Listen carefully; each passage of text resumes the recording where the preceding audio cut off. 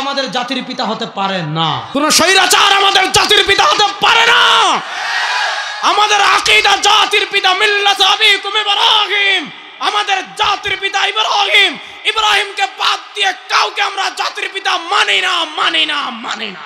যারা আলেমদেরকে বন্দী করে রেখেছিল, আলেমদের উপর অমানবিক অত্যাচার করেছিল, আলেমদেরকে জেল জুলুম দিয়েছিল, তারা জানতো না 1 মাস পরে বাংলাদেশে তাদের শ্বাস ফেলার জায়গা থাকবে না। আলেমরা বলেছিলেন যে মূর্তি বানায়েন না, মানুষ ভেঙে ফেলবে। মূর্তি বানানো হালাল না হারাম? আমাদের আলেমরা বলেছিলেন মূর্তি বানায়েন না, ক্ষমতা যাবে, মানুষ কিন্তু টেনে হিচড়ে মূর্তি সব নদীতে ফেলাই দিব। আমরা বলেছি আমার বাপের মূর্তি বানিয়ে রাস্তায় রাখবেন, ভেঙে টুকরা টুকরা করে দিব। আপনার বাপেরটাও বানাবেন, সামর্থ্য থাকলে ভেঙে টুকরা টুকরা করে দিব। আমাদের কথা মানেন নাই, আলেমদের কথা মানেন নাই, ইবনে শাইখুল হাদিসের কথা মানেন নাই, মুফতি ফয়জুল করিমের কথা মানেন নাই, আলেমদের কথা মানেন নাই। তখন আলেমদেরকে অত্যাচার করেছেন। মূর্তি বানানো হালাল না হারাম? আর আসতে বল, আপনারা এখন তো আওয়ামী লীগ নেই, ভয় পান কেন? আরে আওয়ামী লীগের আমলেও তো ভয় পাই নাই, মেয়ার এখন রইতেছেন। মূর্তি বানানো হালাল না হারাম? কেউ যদি মূর্তি বানানোকে হালাল মনে করে সে মুসলমান না কাফের? জোরে বলেন।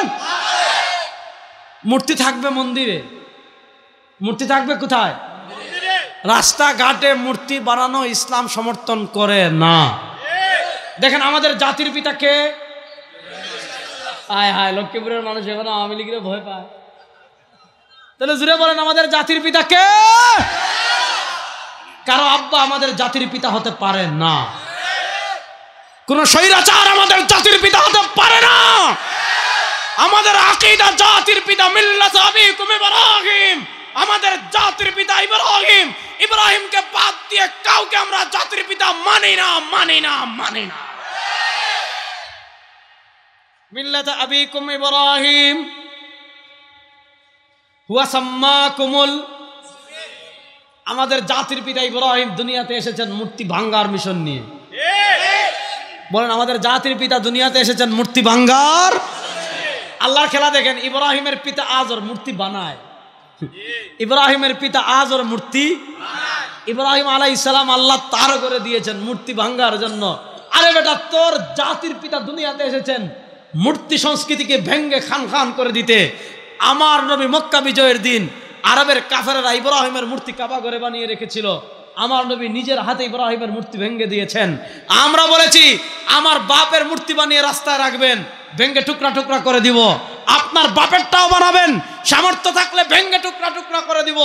আমাদের কথা মানেন নাই, আলেমদের কথা মানেন নাই, ইবনে শাইখুল হাদিসের কথা মানেন নাই, মুফতি ফয়জুল করিমের কথা মানেন নাই, আলেমদের কথা মানেন নাই।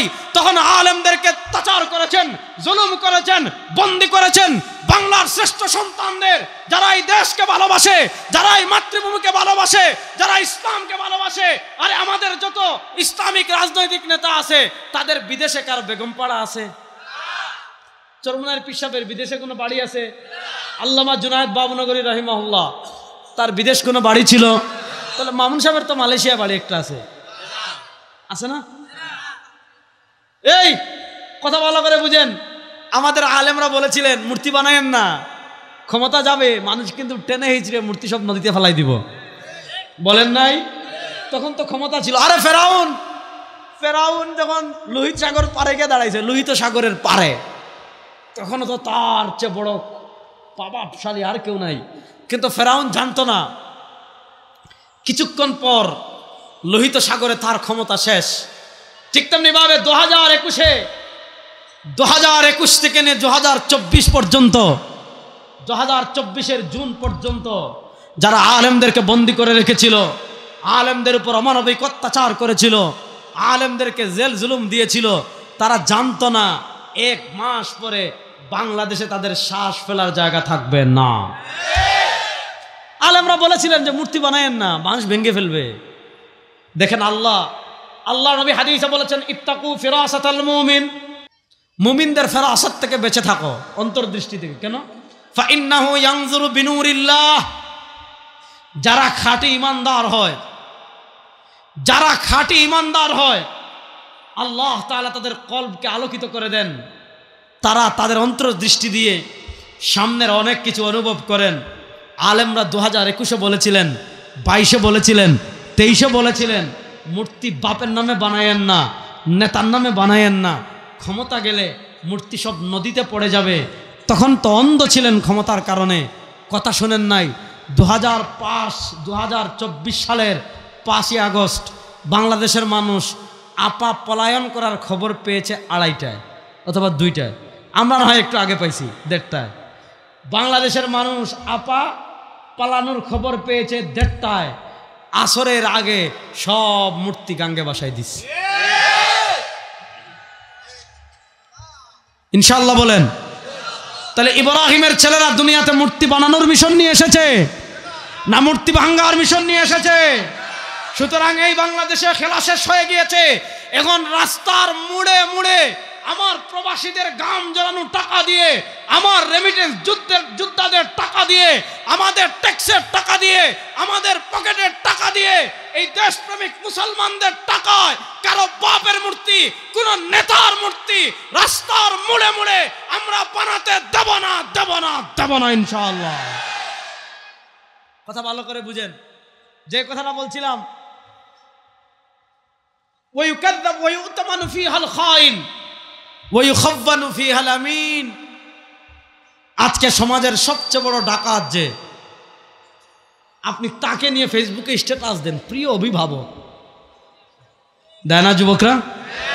সমাজের সবচেয়ে বড় দুর্নীতিবাজ যে, হাজার হাজার কোটি কোটি টাকা আপনিও জানেন চুরি করে, আপনি তার সাথে ছবি তুলে ফেসবুকে স্ট্যাটাস দেন, প্রিয় নেতা। আছে না নাই? এরপরে নবী করিম সাল্লাল্লাহু আলাইহি ওয়াসাল্লাম বলেন, ওয়া ইয়াতাকাল্লামু ফীহার রুয়াইবিদা। হাদিসটা বুঝেন, ওয়া ইয়াতাকাল্লামু ফীহার রুয়াইবিদা। নবী করিম সাল্লাল্লাহু আলাইহি ওয়াসাল্লাম বলেন, রুয়াইবিদারা কথা বলবে, নেতৃত্ব দিবে। রাসূলুল্লাহ সাল্লাল্লাহু আলাইহি ওয়াসাল্লামকে সাহাবায়ে কেরাম জিজ্ঞেস করেন, ওমার রুয়াইবিদা ইয়া রাসূলুল্লাহ, রুয়াইবিদারা যে কথা বলবে, রুয়াইবিদা কারা? ওগো আল্লাহর নবী, নেতৃত্ব দিবে রুয়াইবিদা, আপনি বলেন রুয়াইবিদা কারা?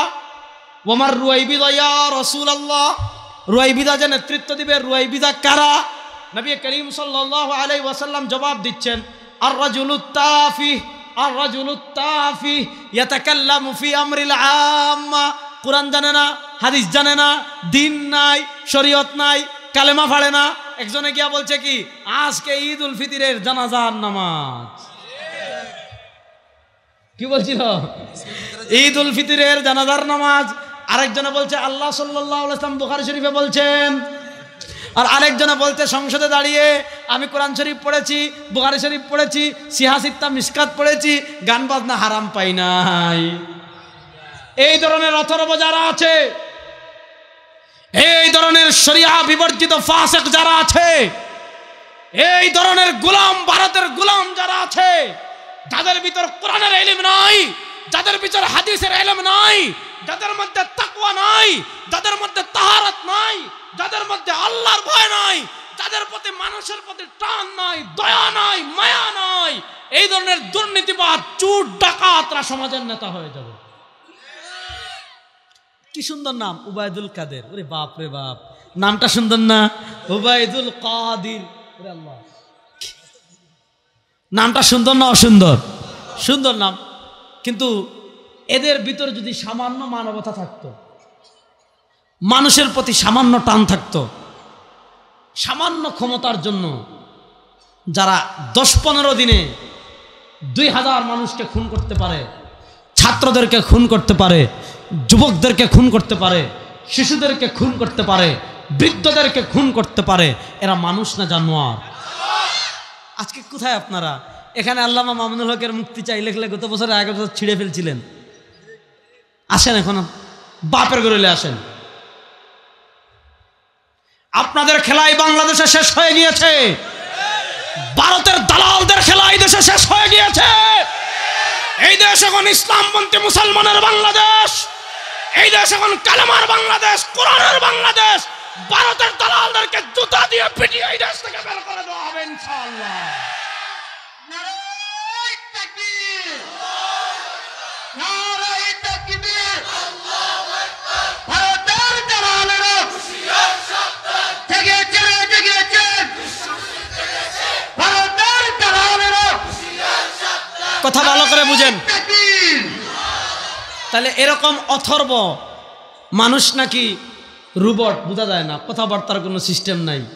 হ্যাঁ, এরকম অথর্ব, আল্লাহর ভয় নাই, জান্নাতের ভয় নাই, জান্নাতের আশা নাই, জাহান্নামের ভয় নাই, দুর্নীতিবাদ, চোর, সন্ত্রাস, লম্পট, কোটি কোটি টাকা পাচারকারী, মানুষ খুনকারী, হেসে হেসে মানুষ খুন করতে পারে, এরা যখন সমাজের নেতৃত্বে চলে আসবে, বুঝবেন কিয়ামতের আর বেশি দিন বাকি নাই। বুঝবেন কিয়ামতের আর বেশি দিন বাকি নাই। এই হইল আমাদের হালত। এই যে একটা ধারা আমাদের দেশে তৈরি হয়েছে, এই ধারাটা ভাঙ্গুক আপনারা চান কি চান না? এই যুবকরা চাও কি চাও না? কারা কারা চান দেখে হাত তুলেন তো। এই ধারা ভাঙ্গুক আমরা চাই কি চাই না? এই ধারা ভাঙতে হলে আমাদেরকে কি করতে হবে? মনোযোগ দিয়ে বুঝেন। আল্লাহ তাআলা পবিত্র কোরআনে নবী করিম সাল্লাল্লাহু আলাইহি ওয়াসাল্লামকে কেন দুনিয়াতে পাঠিয়েছেন, খুব মনোযোগ দিয়ে বুঝেন। আল্লাহ তাআলা নবী করিম সাল্লাল্লাহু আলাইহি ওয়াসাল্লামকে কেন দুনিয়াতে পাঠিয়েছেন, তার পাঠানোর লক্ষ্য উদ্দেশ্য যদি বুঝেন, তাহলে একটা রাষ্ট্র শান্তি কেমন হবে, একটা রাষ্ট্র বৈষম্য মুক্ত কেমনে হবে, একটা রাষ্ট্র ইনসাফ ভিত্তিক রাষ্ট্র কেমনে হবে, একটা রাষ্ট্রের জুলুম কেমনে বন্ধ হবে, একটা রাষ্ট্রের অর্থনীতি কেমনে স্থিতিশীল হবে, সব আপনি পেয়ে যাবেন। আল্লাহ তাআলা পবিত্র কোরআনে নবী করিম সাল্লাল্লাহু আলাইহি ওয়াসাল্লামকে পৃথিবীর প্রেরণের লক্ষ্য উদ্দেশ্য অসংখ্য আয়াতে বলেছেন। আমি শুধু একটা আয়াত সম্পর্কে সামান্য টাচ করে আজকের মতো শেষ করব।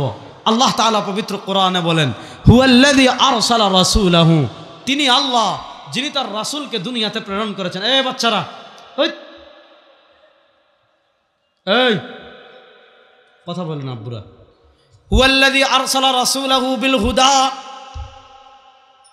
তিনি আল্লাহ যিনি তার রাসূলকে প্রেরণ করেছেন হেদায়েত দিয়ে। অন্ধকার, রাতের অন্ধকার দূর করার জন্য বাতি দিয়েছেন।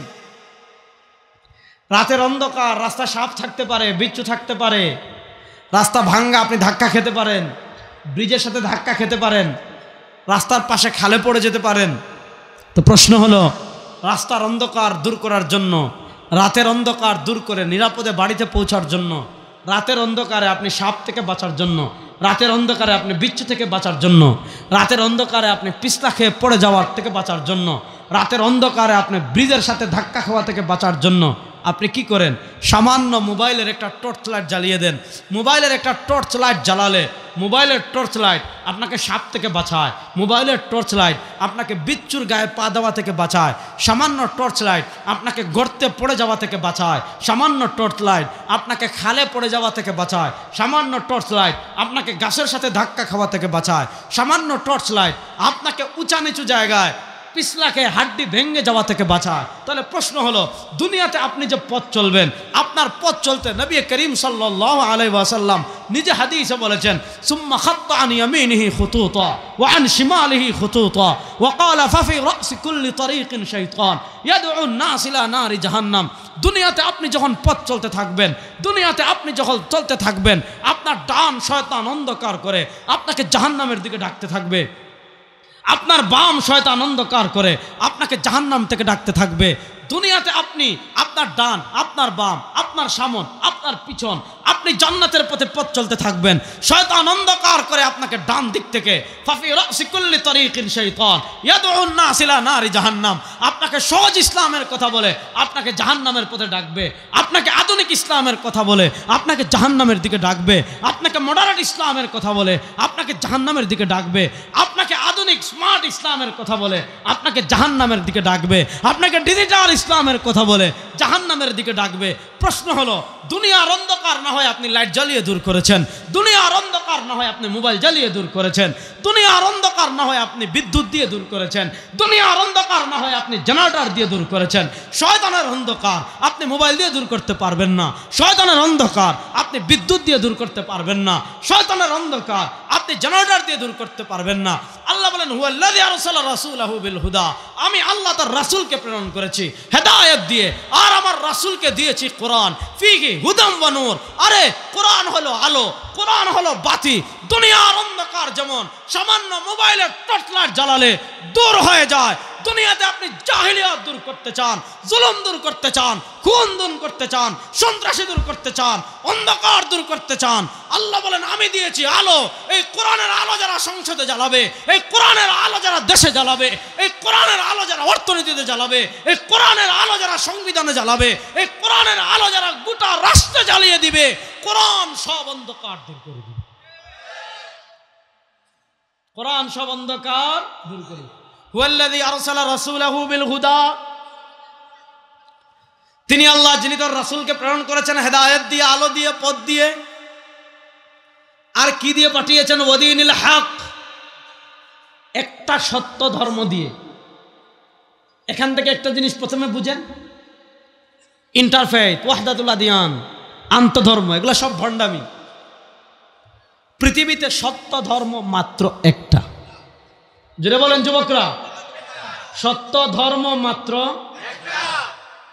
হায় হায় হায়, পৃথিবীতে সত্য ধর্ম মাত্র একটা, সেটার নাম বলেন আল কোরআন, না ধর্মের নাম, সেটার নাম বলেন না, সেটার নাম।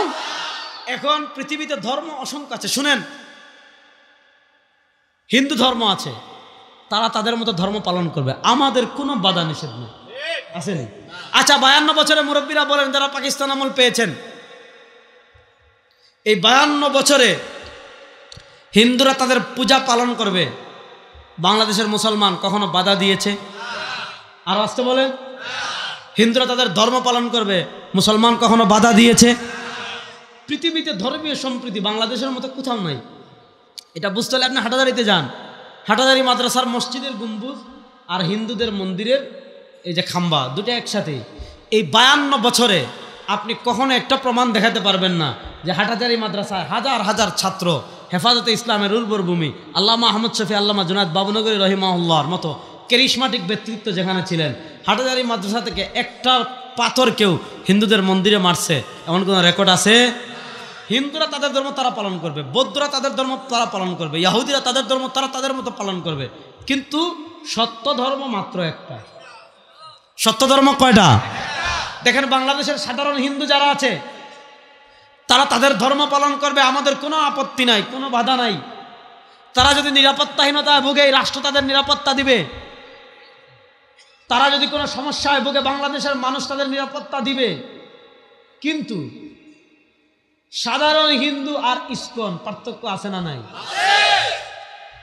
সাধারণ হিন্দুরা এই দেশে থাকবে, তাদেরকে কেউ যদি আঘাত করে, আল্লাহ নবী বলেছেন মান আদা যিম্মিয়ান ফাকাদ আদানি, যদি কেউ সংখ্যালঘু যারা মুসলমান রাষ্ট্রে থাকে তাদেরকে কেউ যদি কষ্ট দেয়, সে আমাকে কষ্ট দিয়েছে। মদিনার ইহুদিরা নবী করিম সাল্লাল্লাহু আলাইহি ওয়াসাল্লামকে কত জ্বালিয়েছে, আল্লাহ নবী তাদের নিরাপত্তা দিয়েছেন। বাংলাদেশে হিন্দুরা থাকবে, সাধারণ হিন্দুরা থাকবে, তাদের উপর কেউ যেন আঘাত করতে না পারে, তাদের ধর্মীয় অধিকার কেউ যেন ছিনিয়ে নিতে না পারে, তাদের মন্দিরকে কেউ যেন ধ্বংস করতে না পারে। এজন্য 5ই আগস্ট যখন ফ্যাসিস্ট আওয়ামী লীগের পতন হয়েছে, ফ্যাসিস্ট আওয়ামী লীগের পতনের পর নতুন করে কেউ যেন বাংলাদেশের সাম্প্রদায়িক দাঙ্গা তৈরি করতে না পারে, এজন্য এদেশের ধর্মপ্রাণ মুসলমান মন্দির পাহারা দিয়েছিল, দেয় নাই? আজকে যে ভারতের সন্ত্রাসীরা, গোমূত্র পানকারীরা, যারা ধর্মীয় সম্প্রীতির, ধর্মীয় মানে সংখ্যালঘুদের নিরাপত্তার কথা বলে আমাদের বাংলাদেশ হামলা মামলা দখল করার কথা বলছে, ফ্যাসিস্ট আওয়ামী লীগের আমলে সাতকে আওয়ামী লীগের গুন্ডারাই ধর্মীয় দাঙ্গা সৃষ্টি করার জন্য আমাদের হিন্দু পল্লীতে আগুন দিয়েছিল। বিবাড়িয়া নাসিরনগরে আওয়ামী লীগের গুন্ডারা হিন্দু পল্লীতে আগুন লাগিয়েছিল। আওয়ামী লীগের ছাত্রলীগের গুন্ডারা অভিজিৎ রায়কে প্রকাশ্যে হত্যা করেছিল। আওয়ামী লীগের গুন্ডারাই, আওয়ামী লীগের পুলিশ লীগই কি করেছিল, বিএনপির হিন্দু নেতা গয়েশ্বর চন্দ্র বাবুকে পিটিয়ে রাজপথে শোয়াই দিছিল। তখন তোমাদের হিন্দুদের ভালোবাসা কোথায় ছিল? কোথায় ছিল তখন? সুতরাং হিন্দুরা আমাদের দেশে থাকবে। ইসলাম কখনো ধর্ম সংখ্যালঘুদের অধিকারকে ক্ষুণ্ণ করে না। এই বেটা, ইসলাম যদি সংখ্যালঘুদের অধিকারকে ক্ষুণ্ণ করত, আজকে ভারতে হিন্দুরা ক্ষমতায় আসার 80 বছর হয় নাই। এই ভারতে 700 বছর আমরা ছিলাম। আমাদের ধর্ম যদি হিন্দুদের মতো হইতো, তাহলে প্রত্যেক দিন যদি এক একটা গুল্লি দেখে পেতাম কালেমা পড়, ভারতে হিন্দু থাকতো? পরিষ্কার কথা, হিন্দুরা আমাদের দেশে থাকবে, তাদের সব অধিকার তারা ভোগ করবে। আমরা কখনো বাধা দেইনি, দিব না, আমাদের ধর্ম এটা অনুমোদন দেয় না। কিন্তু হিন্দুদের নাম নিয়ে ওই ভারতের দালাল উগ্র ইসকন যারা ফরিদপুরের মধুখালীতে আমার 2 জন মুসলমানকে পিটিয়ে হত্যা করেছিল, শহীদ করেছিল, যারা এই দেশকে অস্থিতিশীল করার ষড়যন্ত্র করেছে, যারা আমার ভাই আলিফকে চট্টগ্রামে প্রকাশ্যে দিবালোকে জবাহ করেছে, ওই উগ্র ইসকন ভারতের দালালদেরকে এই দেশে আর আমরা দেখতে চাই না, চাই না, চাই না। এই ইসকন আমাদের হাতের ময়লা, আধা ঘন্টা হাতের ময়লা। কথা বুঝতে পারেন নাই? বাংলাদেশের মুসলমান যদি পেশাব করে সব এক জায়গায় হয়, ইসকন কই যাইব? দিল্লি। কিন্তু আমরা নিজেদের হাতে আইন তুলে নিচ্ছি না। নিজেদের হাতে আইন তুলে নেওয়াকে ইসলাম সমর্থন করে না। যারা এত বড় সাহস করেছে, কি সাহস? একজন মুসলমান আইনজীবীকে কেন খুন করেছে জানেন? এই যে চিন্ময় সে রাষ্ট্রদ্রোহী অপরাধে অপরাধ। রাষ্ট্রদ্রোহী অপরাধ বুঝছেন? বাংলাদেশের পতাকার উপর গেরুয়া পতাকা উড়াই দিছে। তারপরে কি করেছে? এই দেশের মানে আওয়ামী লীগকে পুনর্বাসন করার জন্য নানা ষড়যন্ত্র, নানা টাকাকে সাম্প্রদায়িক দাঙ্গা লাগানোর সে নানা চিন্তা করেছে। এরকম চিহ্নিত রাষ্ট্রদ্রোহীকে রাষ্ট্র গ্রেফতার করেছে। আর ভারত এখানে সংখ্যালঘুদের অধিকার ক্ষুণ্ণ করার কথা বলে আমাদের বাংলাদেশে হামলার কথা বলতেছে, দখল করার কথা বলতেছে। শুনেন, বাংলাদেশ দখল করতে আসবেন, এখান থেকে জিন্দা যাইতে পারবেন না, একজনও পারবেন না ইনশাল্লাহ। কারণ এই বাংলাদেশে মুসলমান না এক একটা সিংহ, এই মুসলমান না এক একটা বাঘ। আফগানিস্তানে যেমন তালেবানরা আমেরিকাকে জয় বাংলা করে দিছে, এখানে আসবেন, এখান থেকে জয় শুরু হবে। দিল্লির লাল কেল্লায় আবার লা ইলাহা ইল্লাল্লাহর পতাকা উড়বে ইনশাআল্লাহ। সুতরাং মুসলমান, কালকে দেখলাম ওখানে এক মলম বিক্রেতা আছে ভারতের, বুঝছেন? মানে এর মাথায় মানে গোবর খাইতে খাইতে আর গরুর পেশাব খাইতে খাইতে, আমি বলছি এর চিকিৎসা গরুর পেশাব দিয়ে হবে না। ওই যে কলকাতার এক সাংবাদিক দেখেন নাই? আমি বলছি যে আমাদের বুলায় বিশাল বিশাল মহিষ পাওয়া যায়, মহিষ এক একটা প্রত্যেক দিন একবার পেশাব করলে 4-5 কেজি একসাথে মুথে, এত বিশাল বিশাল মহিষ। আমি বলছি এরে এই যে মানে কলকাতার যে মলম বিক্রেতা যেটা মাথায় গ্যাস্ট্রিক উঠছে, এই গ্যাস্ট্রিক আপনার গরুর পেশাব দিয়ে নামবে না। আমি গত পরশু ভুলায় বলে আসছি যে ভুলায় যে বিশাল বিশাল মহিষ আছে যেটা একসাথে 5-6 কেজি মুথে, এরকম 6-7 কেজি মুথ সংরক্ষণ করে এর কাছে পাঠাতে হবে। ওইটা খাওয়ার পর যদি তার মাথার গ্যাস্ট্রিক নামে, হয়তো নামতে পারে। মহিষের মুথ খাওয়া ছাড়া তার গ্যাস্ট্রিক নামার আর কোনো সুরত নাই। সে কি বলতেছে জানেন? সে বলতেছে ফেনী নাকি তারা দখল করে ফেলবে, চট্টগ্রাম নাকি তারা দখল করে ফেলবে। হ্যাঁ শুনেন, চট্টগ্রাম দখল করবে, তোমার বাবার দেশ এটা দখল করবা। আপনি কলকাতা থেকে যদি দিল্লিতে যান, বুঝছেন, কলকাতা থেকে দিল্লিতে যাওয়ার সময় আপনি এরকম নাক বাইন্ধে রাখতে হবে, কারণ এরা এখনো ট্রেন লাইনের পাশে খোলা মাঠে পায়খানা করে, এই জাতি তারা। কথা বুঝতেছেন নি? এবার বুঝেন, বাংলাদেশের হিন্দুরা তারাও বলছে এখানে কোনো সমস্যা নাই, কিন্তু এরপরও যদি গায়ে পড়ে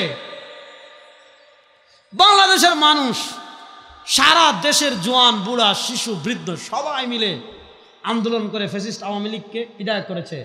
এই আওয়ামী লীগের মায়ায় যদি ভারত আমাদের দেশে ইচ্ছাকৃতভাবে চুলকাইয়া আমাদের সাথে লাগে, ইনশাআল্লাহ বাংলাদেশের 14 কোটি মুসলমান ভারতের দাঁত ভাঙ্গা জবাব দেওয়ার জন্য প্রস্তুত। ইসাবাতান মিন উম্মতি, রাসূলুল্লাহ সাল্লাল্লাহু আলাইহি ওয়াসাল্লাম বলেছেন, ইসাবাতান মিন উম্মতি আহরাজাহুমুল্লাহু মিনান নার। আমার উম্মার 2টা দল এমন আছে যে 2 দলকে আল্লাহ জাহান্নাম থেকে মুক্তি দিয়ে দিবেন। এই 2 দলে যারা নাম রেজিস্ট্রি করবে, আল্লাহ জাহান্নামের রেজিস্ট্রি থেকে তাদের নাম কেটে ফেলবেন। এই 2 দলের এক দল তাকজু ফিল হিন্দি, হিন্দুস্তানে যারা যুদ্ধ করবে আল্লাহ তাআলা তাদের নাম জাহান্নামের রেজিস্টার থেকে কেটে ফেলবেন। আপনারা বাংলাদেশ নিয়ে বাড়াবাড়ি করবেন, 7 সিস্টার আমাদের হয়ে যাবে। একটা ইতিহাস আমি আপনাদেরকে দেই, 47, এটা বলে শেষ করছি। 47-এ দেশ বিভক্ত হয়েছে ধর্মকে কেন্দ্র করে। মুসলমানদের জন্য পাকিস্তান মানে পবিত্র ভূমি, আর হিন্দুদের জন্য হিন্দুস্তান। তো ধর্মের ভিত্তিতে যেহেতু মানচিত্রের বিভাজন হয়েছে, মনোযোগ, ধর্মের ভিত্তিতে যেহেতু মানচিত্রের বিভাজন হয়েছে, যুক্তি কি বলে? আসাম, উড়িষ্যা, কলকাতা এগুলো মুসলমান, মেঘালয় এগুলো মুসলমান সংখ্যাগরিষ্ঠ, এগুলো আমাদের। রেড ক্লিফ যাকে ব্রিটিশরা মানচিত্র নির্ধারণের দায়িত্ব দিয়েছিল, সে তোমার টাকা খেয়ে ওই এলাকাগুলো ভারতকে দিয়ে দিয়েছে। 47-এর স্বাধীনতা বলে বিহার, উড়িষ্যা, কলকাতা, আসাম এগুলো আমাদের, কারণ এখানে সংখ্যাগরিষ্ঠ মুসলমান। বাংলাদেশ নিয়ে বাড়াবাড়ি করবেন, ওই সব আবার আমাদের হয়ে যাবে ইনশাআল্লাহ। এ মুসলমান প্রস্তুত আছে তো ইনশাআল্লাহ? ইসলামের পতাকাকে বাংলাদেশে বুলন্দ করার জন্য প্রস্তুত আছে তো ইনশাআল্লাহ? আল্লাহর কোরআন এই দেশের সংসদে বাস্তবায়ন করার জন্য জীবনের শেষ রক্তবিন্দু পর্যন্ত মেহনত করার জন্য লক্ষ্মীপুরের মুসলমান প্রস্তুত আছে তো ইনশাআল্লাহ? এবারের বাংলাদেশ হবে কোরআনের বাংলাদেশ ইনশাআল্লাহ। এবারের বাংলাদেশ হবে ইসলামের বাংলাদেশ ইনশাআল্লাহ। আল্লাহ তাআলা যে কথা বললাম আমাদের সবাইকে আমল করার তৌফিক দান করুক, আমিন। আসসালামু আলাইকুম ওয়া রাহমাতুল্লাহি ওয়া বারাকাতুহু।